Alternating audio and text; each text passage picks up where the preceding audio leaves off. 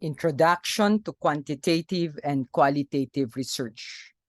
Again, these slides that are being used were collated slides which were available also in various sites in the internet, and we will use it only as a guide for this text. Nevertheless, if you find this text helpful, please do not hesitate to subscribe and like the YouTube channel Samo't sa Simula. Let's begin.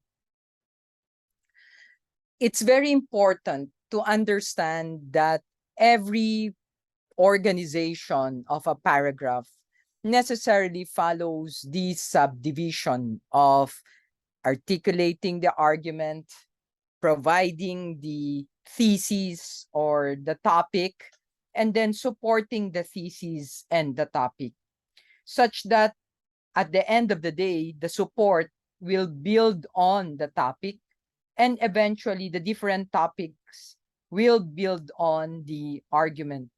This alignment, which is almost already clear in writing, is something that has to be carried over in the entire paper. Now, let's look at research and research methods. Research methods are divided into quantitative and qualitative methodologies. The choice, of course, of whether you will use a quantitative or a qualitative method will depend largely on, one, your research questions. Are your research questions answered better quantitatively, or are they better answered qualitatively? Which means, are the answers you're expecting in numerical form, or are they in narrative form?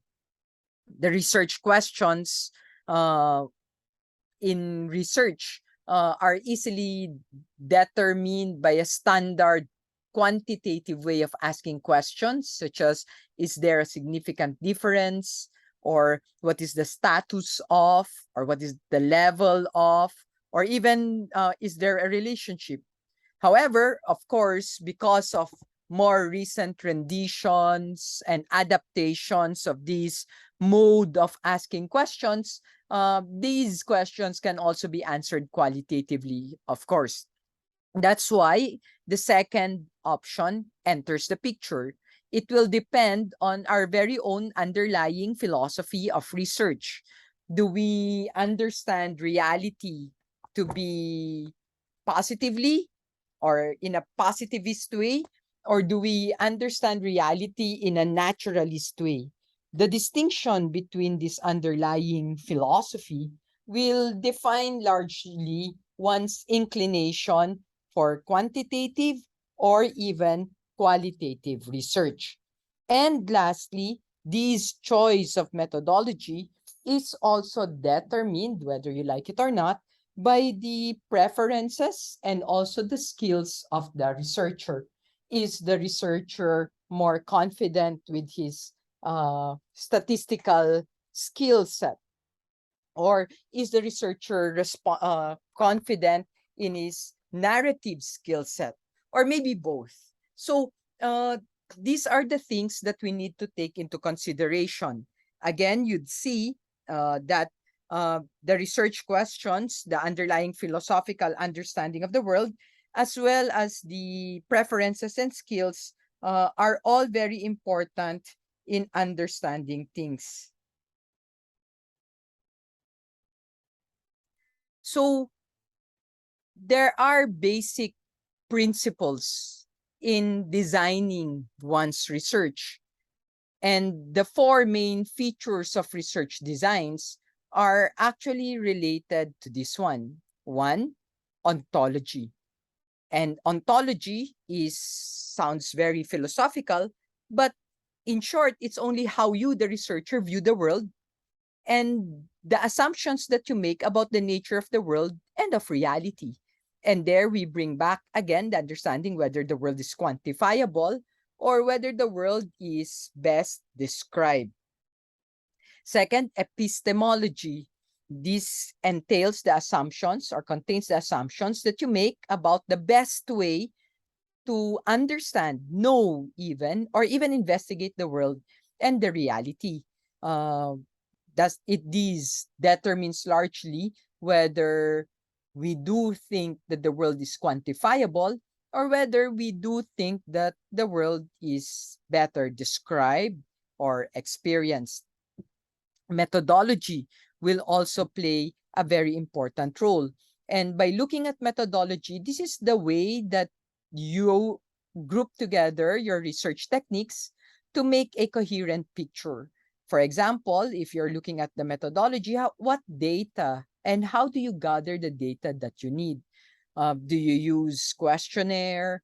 Do you use narratives? Um, and if you use a questionnaire quantitatively, is the questionnaire valid and reliable? And if it's not, and you use qualitative methodologies, is there a triangulation of sorts? Or even in the mixed method, which would mean implementing the triangulation requirement of the qualitative technique, as well as the rigors of a quantitative research instrument.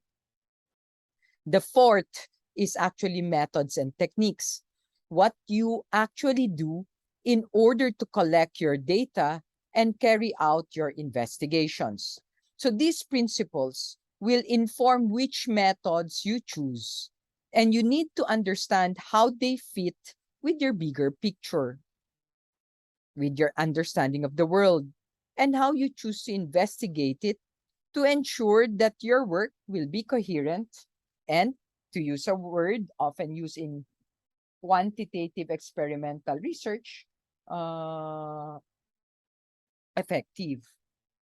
So there are four main schools of ontology on how we construct reality.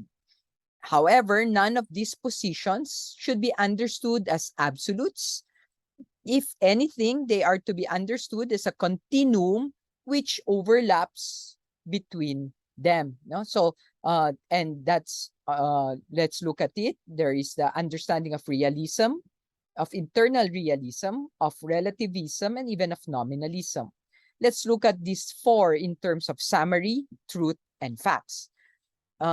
Realism understands the world as real, and science proceeds by examining and observing it. It's a very positivist understanding.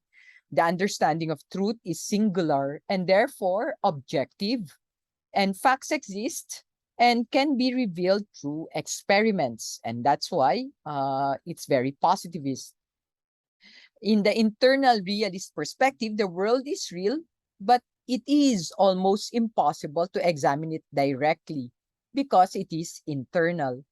Truth exists, but is sometimes hidden or obscured. Therefore, facts are concrete, but these facts, though they are concrete, are not always revealed.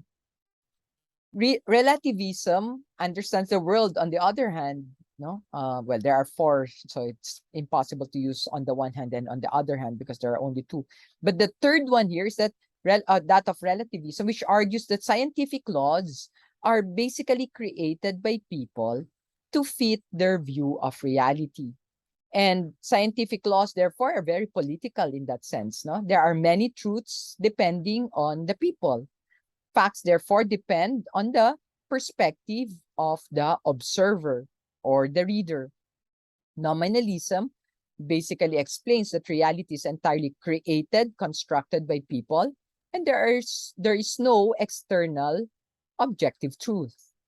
And therefore, facts are all constructs, something that we have created.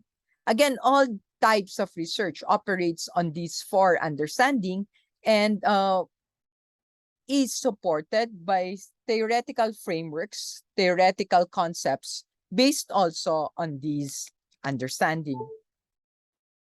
Epistemologically, of course, we need to take into consideration the way in which you choose to investigate the world. And in this sense, there are two perspectives, the positivist perspective and the social constructivist perspective. Positivists believe that the best way to investigate the world is through objective methods, such as observations. And positivism fits with a realist ontology. That's why a realist ontology is very positivist. Social constructionists, on the other hand, believe that reality does not exist by itself. Instead, it is constructed, no? Concept from the Latin conceptus, remember, and given meaning by people. Their focus, therefore, is on the feelings, beliefs, and thoughts, and how people communicate these social constructionism in a very relativist perspective. So methodology, on the other hand, will look into how the research will be better implemented. Epistemology and ontology will have implications, therefore, in this in this lens. Realists tend to have positivist approach, tend to gather quantitative sources of data more. The relativists also tend to have a social constructivist approach.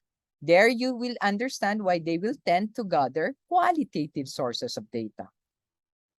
So, realists, are more positivist and therefore more quantitative. Relativists are more social constructionists and therefore more qualitative. Remember, these are not absolutes again. People tend to work on a continuum. And this is the role why there are mixed methods and approaches where you combine the realistic and the relativist frameworks.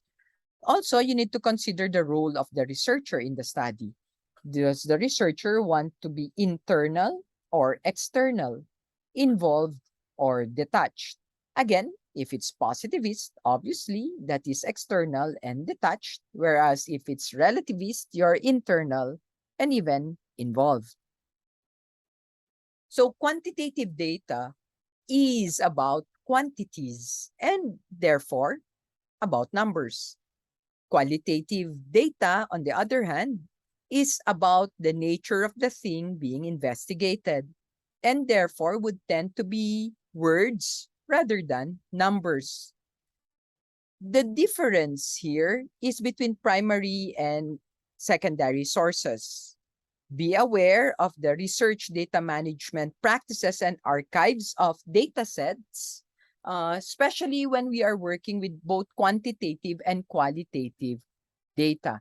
Remember, these data sets need not be presented to the panel but must always be available for review.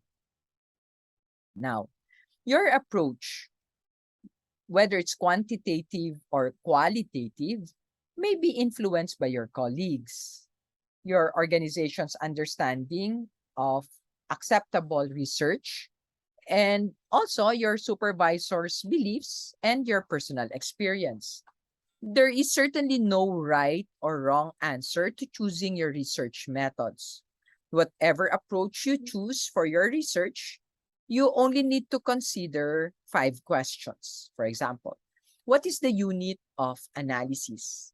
So if I ask, for example, to what extent do leaders practice the following leadership styles, it becomes a task for me. How do I answer that question in terms of identifying extent? Or are you relying on universal theory or local knowledge? This will depend on your literature review. Or will your results be generalizable and produce universally applicable results? In that sense, you will have to do quantitative research because only in quantitative research are data quantifiable, generalizable. Or are there local factors that affects the result and therefore for that matter, the more qualitative research techniques are more applicable? Will theory or data come first? That too will play a very important role. As you construct your literature, if the literature comes first, obviously comes first before data, or if you have very minimal literature in the beginning and you will draw a lot from your data, that will also determine a lot the research techniques that you will employ. If theory will come first, literature, and then develop your theory, and then you will develop your theory. That's a distinguishing mark of a quantitative and qualitative research. Quantitative research tends to verify theory more than qualitative research that grounds or develops the theory. Therefore, if you're aiming at a more iterative process, then you'd understand you have to go for a more qualitative perspective. Nevertheless, every questions must still have a theoretical framework. Will your study be cross-sectional or longitudinal? Are you looking at one point in time or changes over time? That too will entail a change in understanding between qualitative and quantitative research. Or will you verify or falsify a theory? You cannot conclusively prove any theory. The best that you can do is to find nothing that disproves it. So it is therefore easier to formulate a theory than that you can try to disprove, because you only need one wrong answer to do so. So let's look at quantitative approaches. Quantitative approaches, or the one that entails the use of statistics and the like, attempts to explain phenomena by collecting and analyzing numerical data. This tells you if there is a difference, but not necessarily why there is a difference. And for that matter, you still need to have a secondary data source. Data collected are always numerical, therefore, and is analyzed using statistical methods or techniques. Variables are controlled as much as possible, no? So we can eliminate interference and measure the effect of any change. If you can manipulate moderating or intervening variables, then most probably the quantitative research methodologies is the best way to move forward. This also includes randomization to reduce the subjective bias, and therefore the sampling size must be identified and a random sampling technique be implemented. If there are no numbers involved, then obviously it's not quantitative. As long as there is a number, whether it's qualitative or whether it is categorical, doesn't really matter, as long as they are reducible to numbers. Some types of research lend themselves better to quantitative approaches than others, and there is a reason why that is so. Quantitative data includes surveys where there are a large number of respondents, especially where you have used a Likert scale or a Likert type scale. Now, remember, Likert or Likert designed that in a way that it is going to be a scale. Observations where you count the numbers or code data into numbers is also quantitative. I can count how many cars pass by EDSA, for example, and that will constitute a quantitative data. And secondary data would include government data sheets, the SAT scores, grades, and etc. Analyzing techniques, therefore, especially of this kind, would entail hypothesis testing and also correlations and cluster analysis. Speaking of hypothesis testing, falsifiability or refutability of a statement or hypothesis or theory is the inherent possibility that it can be proven false. Karl Popper basically says that is the mark of a true science. We only need to look for one instance where our hypothesis is wrong in order for something to be wrong. For example, all cockroaches all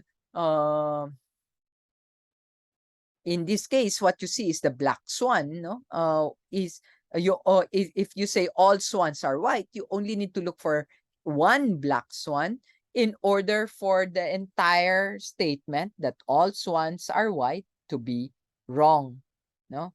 And that's the reason why there is hypothesis testing. Now, while we do start with the null hypothesis, the problem with the null hypothesis is that it is endemic to any statistical tool. And for that matter, we prefer a more directional hypothesis more than a simple null hypothesis. When you say directional hypothesis, that's when you answer the question directly. Okay? There are two types of error in this case, no? The type 1 and the type 2 errors.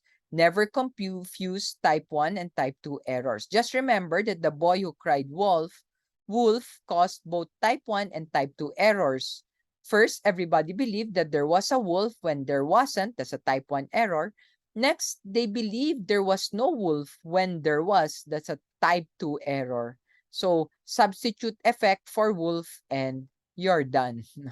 You're basically done. So first, everyone believed that there was an effect when there wasn't. That's type 1. Next, they believed there was no effect when there was. Then that's type 2. Now, analyzing quantitative data. It's always good to group and or visualize the data initially. And the way to do that is to pay attention at the outliers, the maverick data, and to clean the data. And the very first thing we look at in analyzing this data is, of course, the measure of central tendency. The measure of central tendency is, of course, descriptive stat, mean, median, mode, and we don't actually need to use the tree. Most of the time, in a normal curve, we only use the mean. We do not use the median or the mode. But nevertheless, we need to look at the spread of data in terms of skewedness, distribution, range, variance, and even standard deviation. And what are we trying to look at here? We're trying to find the signal from the noise. Is the mean normal, understandable, or the like? Second, either a difference, or is there a difference, or is there a correlation? Difference between groups or within groups will necessarily entail a different statistical test, like t-test for independent samples or even ANOVA. And correlation, of course, will have to use the Pearson product moment correlation. But that's, of course, true only if the normal curve is observed. When there's no normal curve, then we can actually use a Mann-Whitney U-test or a Kruskal-Wallis ANOVA test or chi-square for instances of correlation. Now, so choosing the right test to use will also matter, whether it's parametric versus non-parametric, as I have just mentioned. That will depend largely on what sort of data we have. Are we using interval or ratio or nominal or ordinal, and how it is distributed? No, the measures, nominal, ordinal, interval, and ratio, we will focus on another lecture on statistics for those who are not familiar with these terms. And of course, correlation, it's worth saying also, does not imply causation, but instead relationships. That the one is related to another. So a good example of correlations are the two things that you have here. For one, number of people who died by becoming tangled in their bed sheets. And two, films where Nicolas Cage appeared in versus correlated with the number of people who drowned by falling into a pool. In the same way that the number of people who died becoming tangled in their bed sheets is correlated with cheese consumption. Cheese consumption. Now, in interpreting test statistics, and again, it's worth saying that we're not able to really do justice to this one at this point. Nevertheless, because it's just an introductory lecture on quanti and quali, it's worth mentioning. Here we look at significance level for the test of difference, but also in terms of correlation. It's a fixed probability of wrongly rejecting the null hypothesis if it is in fact true. Now, this is normally set in 0.05, but sometimes also 0.10. The p-value is the probability of getting a value of the test statistics as extreme as or more extreme than observed by chance alone. This is, of course, if the null hypothesis is true. Power is the ability to detect a difference if, in fact, there is one. And effect size is the numerical way of expressing the strength or magnitude of a reported relationship, be it causal or not. So here, the example of quantitative data, you match users where those whose learning styles were matched with the lesson plan. Here you have sequential users with a sequential lesson plan.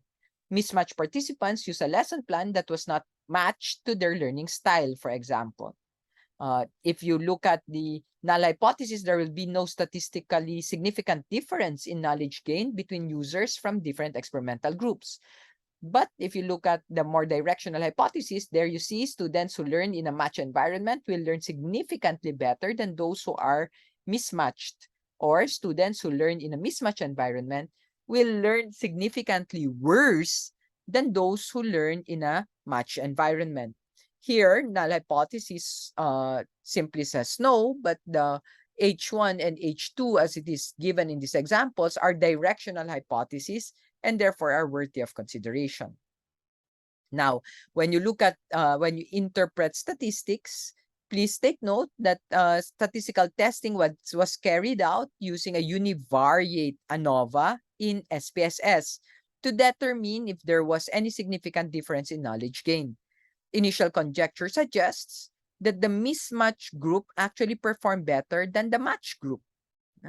However, the difference between the two groups, F1 or the F, is 0.939, and hence hypothesis 1 and 2 can be rejected because it's not significant at 0.05. At 0.05. So what quantitative researchers were about?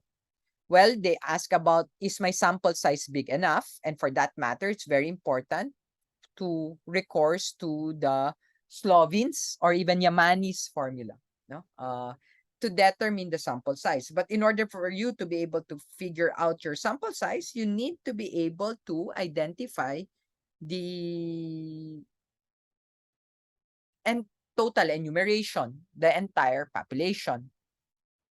Have I used the correct statistical test is also a matter of concern. Or have I reduced the likelihood of making type 1 and or type 2 errors? Or are my results generalizable? Of course, are my methods results reproducible? Or am I measuring things the right way? And here you go back again to nominal, ordinal, interval, and ratio. What's wrong with quantitative research? Well, obviously, some things can't be measured or measured accurately. For that matter, qualitative research techniques and methodologies are still admirable. Second, it doesn't tell you why. The why aspect is missing. Third, it can be impersonal because of the detachment, and therefore no engagements with human behaviors and or individuals. Data can be static, snapshots, in fact, of a point in time, and can tell a version of the truth or a lie. No? Lamb, lies, damned lies, and statistics. That's the persuasive power of numbers. Now, let's look at qualitative approaches next. In qualitative approaches, any research that doesn't involve numerical data is obviously qualitative. Instead, it uses words, it uses pictures, photos, videos, audio recordings, field notes, generalities. It also emphasizes or utilizes people's own words. That's your data, the words of the interviewees. They tend to start with a broad question rather than a specific hypothesis, and then they develop theory rather than start with one. Qualitative researches are more inductive than deductive. No? In logic, deductive means general to specific, whereas inductive means specific to the general. Now, in gathering qualitative data, there is a tendency to yield rich data in exploring how and why things happen. In this case, also, you don't need to have a very large sample size. In fact, there's no minimum sample size in comparison to quantitative research. What are the issues that may arise, however? One, the respondents providing inaccurate or false information or saying what they think the researcher wants to hear. There are also ethical issues which may be more problematic as the researcher is usually closer to the participants. The researcher also, the researcher's objectivity may also be very difficult to achieve.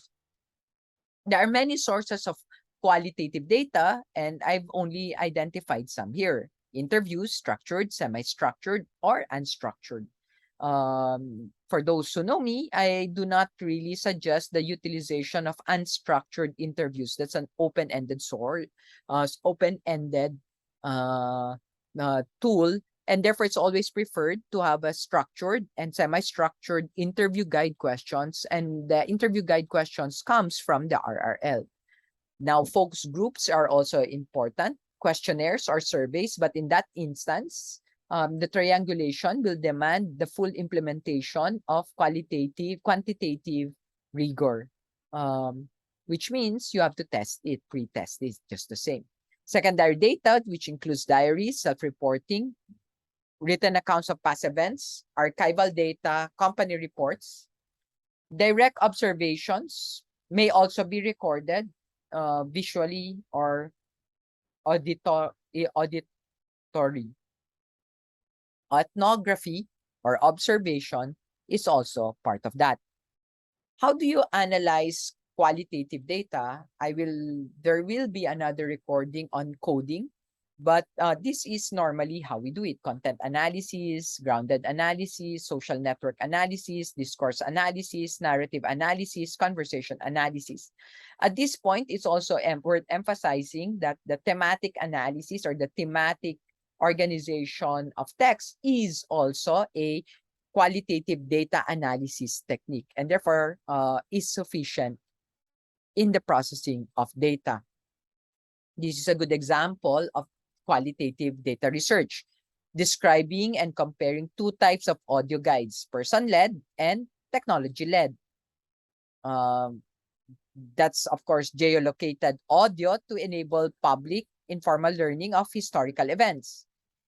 Here, the data sources can be questionnaires, researchers' observations, and focus group discussions.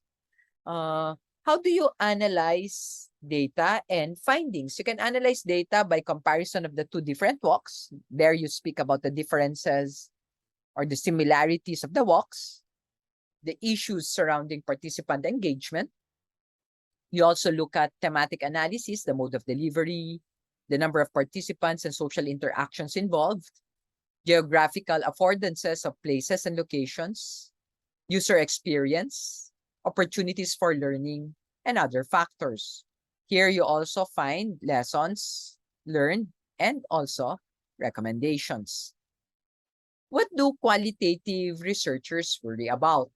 Qualitative researchers worry about whether they have coded their data correctly. As again, we'd say, there's another recording on coding. Have I managed to capture the situation in a realistic manner?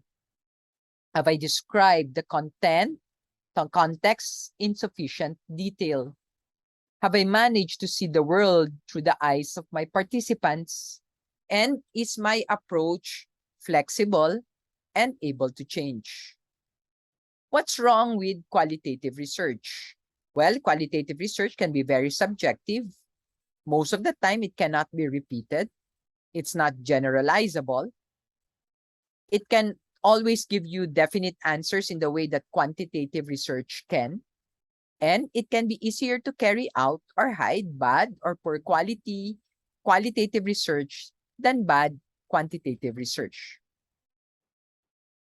Other aspects of the research design that should be considered are validity, reliability, and trustworthiness. Validity and reliability applies more to quantitative research than qualitative research. In qualitative research, the question is more triangulation, comparability of data. And when we say triangulation, that would mean you have to use 3 sources in answering questions number 1, 2, and 3. Not one method for problem 1, one method for problem 2, and one method for problem number 3.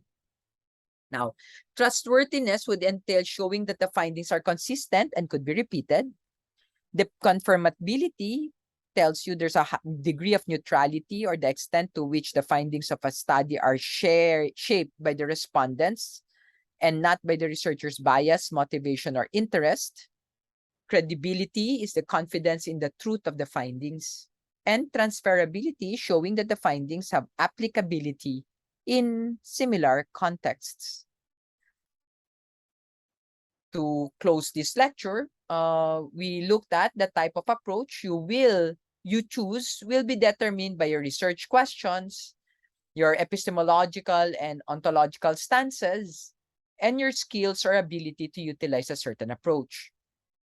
For most people in education, a mixed method approach will normally be used. So long as you make an informed choice and can justify it, it should be fine. Just be aware of the limitations of your approach or approaches and try to compensate whenever necessary. These are some acknowledgements and further links for your consideration. If you like this type of content, please subscribe to Samo't sa Simula, and thank you very much.